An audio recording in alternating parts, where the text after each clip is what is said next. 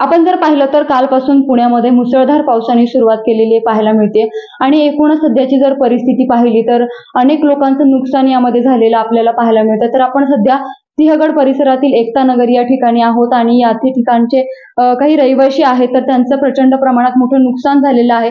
म्हणजेच आपण जर बघितलं तर धान्य असेल किंवा इतर काही सामान असेल घरातलं तर अक्षरशः ते भिजून गेलेलं आहे। तर सध्याची काय परिस्थिती आपण त्यांच्याकडून जाणून घेऊयात। काय काय सांगाल, काय सांगू? पाऊस सुरू झालाय आणि सगळ्याची सध्याची परिस्थिती सकाळी पाणी आलं म्हणेपर्यंत 7 आलं सकाळी, तर 4 वाजता सांगितलं त्यांनी पाणी आले म्हणून बाहेर, पण एवढंही असं वाटलं नाही कधी झालं नव्हतं ना एवढं। आता सध्या सगळंच नुकसान झालंय, म्हणजे घरात बसायला जागा नाही, काय सगळं भिजले, गाद्या अंथरुण धान्य खायच्या वस्तू। मग आता सध्या हे सगळ्या परिस्थितीकडे कसं बघताय? आता काय सगळं आवरायचं परत चालू करायचं।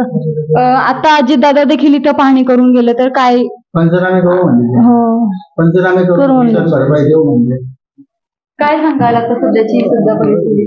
सध्या तर काय सगळं नुकसानग्रस्तच झाले सगळं कम्प्लीट। सकाळपासून टेन्शन मध्ये आले।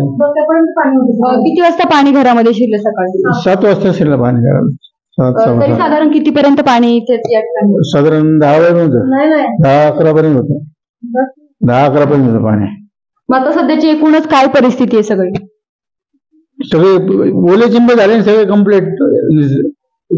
मग आता पुढे काय करणार? पुढे काय असंच करणार, पाणी सोडतात, सारखेच पाणी सोडतात म्हणलं काय। आता राहण्याची सोय किंवा बघायला जातं कुठेतरी जावं लागेल, नाही तर बाहेर झोपावं लागेल। सहकार्य करता येते लोक सगळे सोसायटीतली।